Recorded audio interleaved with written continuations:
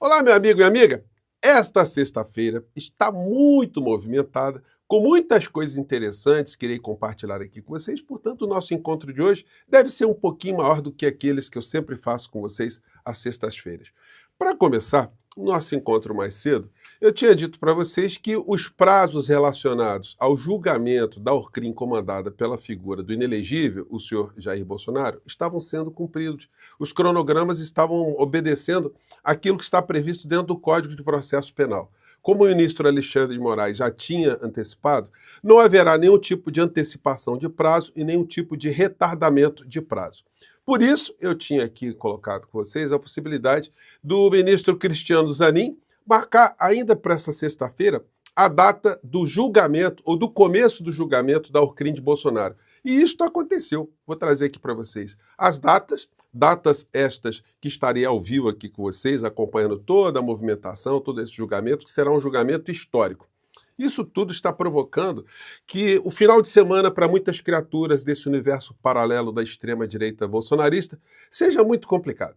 Até churrasquinho que eles estavam pensando em fazer foi cancelado. E terão ali direito a muitas orações e cantinhos do pensamento para refletirem sobre os crimes que cometeram e ainda tentam cometer contra a nossa nação. Bom, vou conversar com vocês sobre tudo o que está acontecendo, mas é sempre fundamental convidar você que chegou agora ao nosso portal ainda não é inscrito, para que, em primeiro lugar, você se inscreva aqui conosco e conheça também os nossos outros vídeos. Se você gostar, compartilhe, recomende. E nunca se esqueça do seu precioso joinha, o seu comentário e, se puder, prestigie também o nosso clube de membros e o nosso novo canal de cortes. Você que é muito bem-vindo e muito bem-vindo. Gente, olha, temos cenas hoje que são muito curiosas também, né? Moraes pede a Zanin marcar julgamento de ação em que Bolsonaro é réu. Isso aí eu abordei com vocês mais cedo. E falei, olha, provavelmente ele deve marcar para hoje mesmo, porque tem réu preso. E quando tem réu preso, isso exige uma diligência do magistrado. O magistrado não pode ficar, marca a semana que vem, não. Tem que marcar, porque a ansiedade é muito grande. Tanto para se ter um veredito, da pessoa ser condenada e já saber quanto tempo vai ficar presa, quanto no caso de uma absolvição. Mas no caso do Orcrim de Bolsonaro, nós sabemos que todos serão condenados. Isso aí não é... Aliás, a defesa de Bolsonaro colocou nas alegações finais, né, que boa parte da opinião pública já condena Bolsonaro. Mas é assim que acontece em tragédias na história. Se alguém fizesse uma pesquisa depois do fim da Segunda Guerra Mundial, o que aconteceria com o senhor Adolfo do Bigodinho, as pessoas todas diriam o quê? Ele é inocente? Então, figura, senhor advogado, ou senhores advogados, né? Tentem ser menos hipócritas, né? Bom, as sessões extraordinárias foram marcadas para o dia 2 de setembro, 3, dia 9, 10 e 12.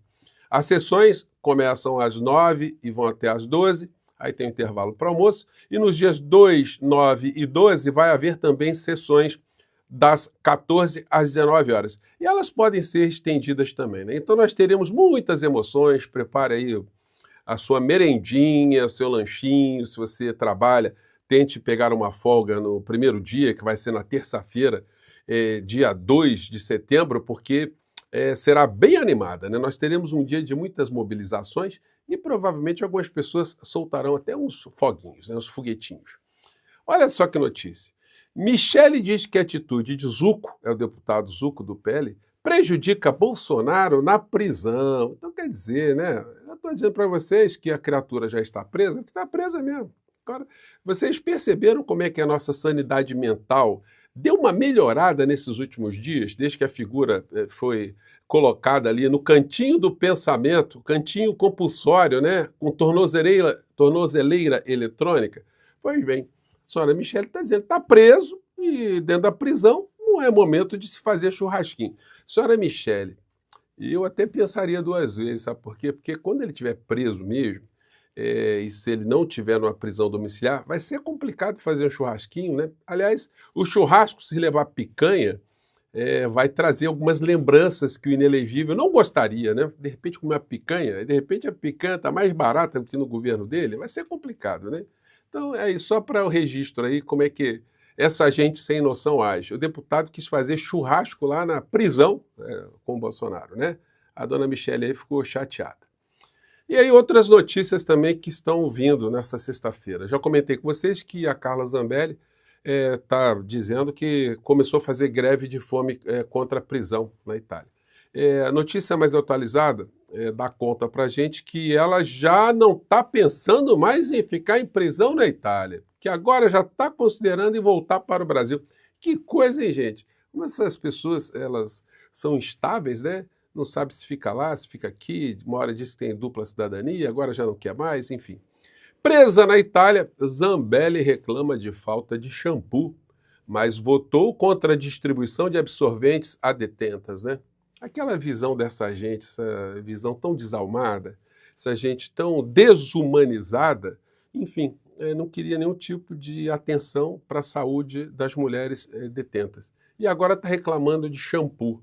Bom, e aí, gente, eu me lembrei aqui de uma montagem, né, que a revista Piauí fez, mostrando prováveis disfarces da senhora Carla Zambelli. Um deles colocava a senhora Carla Zambelli assim, ó. Carequinha, meio de parecida com o Xandão, né? Então pode ser uma alternativa para a senhora, né, a senhora Carla Zambelli? Não tem shampoo? Peça aí para ficar nesse visual aí. A senhora fará jus a essa fotografia que foi uma premonição da revista Piauí, né? A gente não pode deixar de falar dessas criaturas assim, com essa jocosidade, essa ironia, porque eles brincaram com coisas muito sérias. Eles tinham um comportamento arrogante que visava transformar o nosso país numa ditadura governada por eles. Vocês imaginam, gente, nós estaríamos nas mãos dessas criaturas, das Zambellis, dos Silveiras, dos Bolsonaros, dos Malafaias, e por aí vai, dos Gilsons da sanfona, e o roteiro é interminável, do Roberto Jefferson, enfim. Mas, em 2022, eles sofreram ali um emparedamento. A senhora Carla Zambelli também teve hoje mais um fato relacionado a ela, por isso que eu trouxe a criatura à baila. Ela, ao tempo que teve as eleições, ela protagonizou aquela cena de correr atrás do jornalista negro e ameaçar dar um tiro nele, enfim, com vários elementos ali que misturava racismo, um problema ideológico, enfim, várias questões ali. E aí a senhora Carla Zambelli, quando ela foi perguntada, logo após o episódio, por que ela estava de arma, ou com uma arma, num período que ninguém pode andar com arma, inclusive as pessoas que têm porte de arma, aí ela saiu com essa aqui, que foi a determinação do ministro Alexandre de Moraes, então ela não iria cumprir, né? A resposta dela no episódio foi essa aqui. Dele. Quando eles me empurram, eu começo a correr atrás dele, e como eu sofri uma agressão, o meu segurança pede para parar, a polícia para, eles não pararam, um deles faz menção de sacar uma arma, a gente atira para o alto. A gente atira para o alto, né? No centro de uma cidade, atirando para o alto. Lugar cheio de prédio, né? Atira. Um só para o alto. Tem uma resolução do TSE de que... Ela disse que tem um tiro também para o alto, né? Bom, isso é para vocês verem a cabeça da criatura. Não pode portar arma um dia antes da eleição. Como é que a senhora avalia? Eu não respeito resolução ilegal. Eu tenho porte de arma e enquanto o bandido não vai respeitar a resolução do TSE. Eu quero proteger minha vida. E eu agi em legítima defesa. E aí o seguinte, né? É aquilo, ela estava se achando, né? O Bolsonaro ainda era presidente, estava com perspectiva ali de até conseguir ganhar as eleições, né? Enfim, então ela estava se achando ali, mas, enfim, não foi muito feliz a história dessa senhora. E hoje aconteceu o seguinte, o Nunes Marques, que já estava sentado no processo dela, já era para ele ter entregue o processo já pelo menos um mês atrás, finalmente ele entregou o processo depois de ter ficado 90 dias para examinar o processo, que já tinha 6 votos pela condenação da senhora Carla Zambelli a mais de 5 anos de cadeia. E aí hoje ele devolveu o processo com voto. E ele disse que não estava de acordo com 6 votos anteriores. E não escreveu absolutamente mais nada. Para dizer o nada, ele já poderia ter entregue esse processo há muito mais tempo, né? Ou seja, o ato dele foi apenas um ato procrastinatório, um ato para proteger essa bandida que lá fora está encalacrada e não está tendo nenhum tipo de piedade de coração mole dos magistrados italianos, no caso, o magistrado Aldo Mangione. Esse pessoal da extrema-direita, eles ainda continuam com esse troço da lei magnífica, eles ficam apostando que os Estados Unidos vão destruir o nosso país, destruir a nossa democracia, vão fazer uma intervenção. Eles estão pensando nisso. Só que isso não irá acontecer. Eles estão muito enganados, mas eles continuam nesse mundo da ilusão. Porque essa ilusão, ela atinge desde as pessoas que a gente conhece no cotidiano, pessoas que entram aqui no nosso chat às vezes, pessoas bolsonaristas, né? Ah, você vai ver a lei Magnitsky que vai te pegar, vai pegar o ministro Alexandre de Moraes e não sei o quê. Eles estão nessa. E isso vai atingindo até a figura do Malafaia, que a gente vai tratar dele agora mesmo. Então, enquanto essas figuras estão vivendo no mundo paralelo, o mundo real vai chegando, e o mundo real tem grades para eles, né? Ontem à noitinha saiu essa matéria em primeira mão na Globo News, e isso deixou o Malafaia muito indignado, porque ele falou, pô, como é que pode? A emissora está recebendo a informação antes de mim, né? Acontece o seguinte, senhor Malafaia, eu não quero defender a emissora não, mas já tem um inquérito aberto, e o inquérito aberto em relação ao Dudu Bananinha, traidor da pátria, visa apurar pessoas que estão criando algum tipo de constrangimento ao funcionamento das nossas instituições, ou estão tentando fazer isso com o apoio de potências estrangeiras, no caso, uma potência especificamente. E o senhor, como tem se manifestado publicamente nessa direção, seria muito lógico que o senhor já estivesse nesse inquérito. E, para surpresa de ninguém, agora o senhor está nesse inquérito.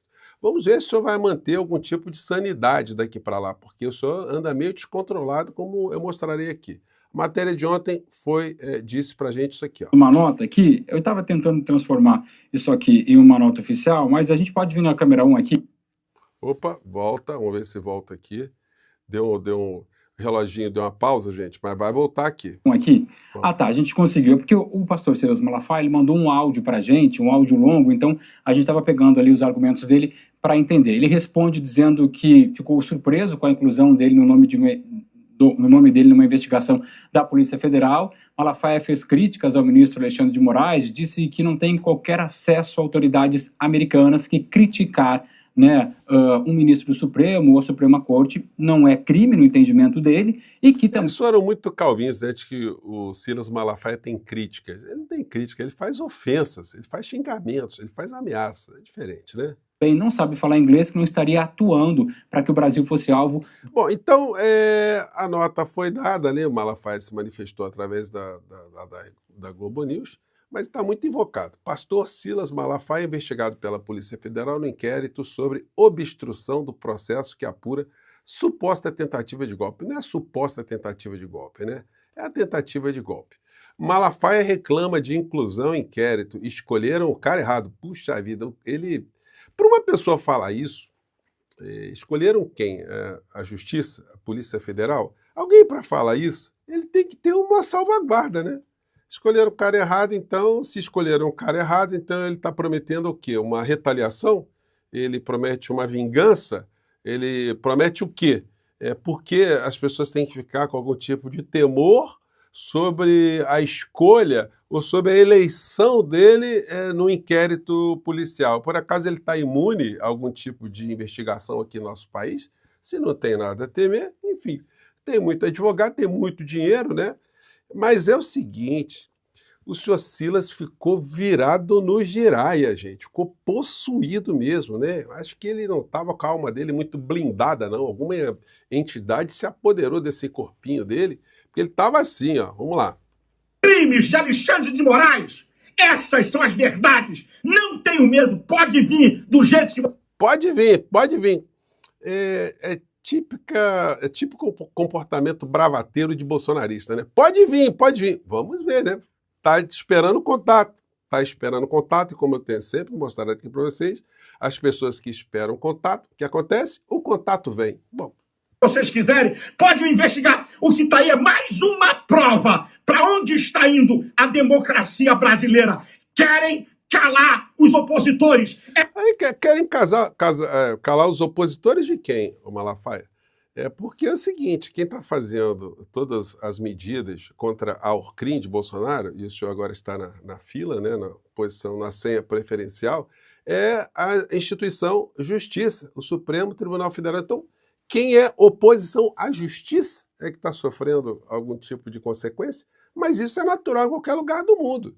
Quem desafia a justiça, quem ameaça um magistrado, quem tenta ganhar opinião pública para destruir o andamento de um processo, em qualquer lugar do mundo vai sofrer também as consequências. Então, querer calar pessoas que querem calar uma instituição, o poder judiciário de uma nação, é uma reação absolutamente legítima e necessária. Bom, mas vamos lá. É isso que Alexandre de Moraes tem feito nesses 4 anos, nesse inquérito, que é uma farsa de pseudo-golpe, e que agora eu estou incluído junto do Paulo Figueiredo, do Eduardo e do Bolsonaro. Que vergonha! Está aí, Supremo Tribunal Federal! Está aí, senadores e deputados! Quem vai para isso? Que país é esse? Que democracia é essa? É uma vergonha o que estamos assistindo. E se prepare, porque eu vou... Opa, se prepare! Se prepare quem? Botar para quebrar. Vocês não me calam. Não tenho medo de prisão. E não tenho medo de investigação política, de pura perseguição. É o que eu tenho a declarar por enquanto. Opa, por enquanto. Então vamos ter mais. Ele tinha dito, inclusive, que tinha um material, tinha algumas gravações, que se ele fosse preso, ele iria revelar. Estou muito curioso saber essas gravações, essas informações, né? E queria saber também por que ele não as revelou até hoje. Que trunfo seria esse, né? Mas, enfim, aí ele fala essas coisas todas, né? Deus abençoe você e sua família. Tenha misericórdia do Brasil e nos livre dessa gente má, injusta, que rasga sucessivamente a Constituição. Olha só, as suas orações estão sendo ouvidas, Malafaia. Deus está ajudando a gente ter um livramento dessas criaturas, né? O problema é que o senhor não percebeu que o senhor está nesse bonde daqueles que Deus está ajudando a livrar a nação brasileira a ficar livre, né? Mota destrava denúncias e Conselho de Ética analisará pedidos de cassação de Dudu Bananinha. Gente, vejam só, Dudu Bananinha fazendo uma pressão, ameaçando o Mota, Alcolumbre, e o Mota, com toda a frouxidão dele, pelo menos hoje disparou alguns processos lá para o Conselho de Ética examinar o Dudu Bananinha. Agora, o problema é o seguinte, os meios de comunicação tinham que entrevistar o presidente do Conselho de Ética, mostrar para eles, olha só, o Dudu Bananinha está querendo destruir a nossa nação, ele está traindo o Brasil. E a Câmara dos Deputados está pagando vencimentos para essa criatura, o gabinete dele continua ali recebendo verba, né? O que o senhor tem a dizer sobre isso? O senhor está certo? Alguém que conspire contra a nossa democracia, o que o senhor tem a dizer? Então tinha que pegar essas figuras e expô-las, né? Para a sociedade brasileira saber se eles estão de fato defendendo o Brasil ou estão de fato defendendo a quadrilha, a Orcrim de Bolsonaro, que irá para a cadeia no seu núcleo central. Olha que coisa, gente, que aconteceu. Vocês vão ver mais desdobramentos disso hoje. Estados Unidos cancelam visto da filha de 10 anos e da mulher de Alexandre Padilha, ministro da Saúde. Então, todos os dias, eles estão fazendo, o governo norte-americano dá uma espetada aqui no Brasil, em várias frentes. O que eles querem no final da história? Eles querem corroer a nossa democracia, eles querem fazer com que essa extrema-direita volte ao poder, para que o Brasil volte a ser um satélite incondicional dos interesses dos Estados Unidos. Mas até os grandes veículos de comunicação aqui no Brasil já perceberam isso, os editoriais dos jornalões estão percebendo isso. As pessoas de classe média, média alta, os pequenos comerciantes, os industriais, os grandes, todo mundo está percebendo essa movimentação dos Estados Unidos contra o nosso país, que atinge a lógica. Quando o Trump diz que está tomando uma série de atitudes porque o Brasil não é democrático, o Brasil fere direitos humanos, ninguém acredita nessa história em lugar nenhum do mundo.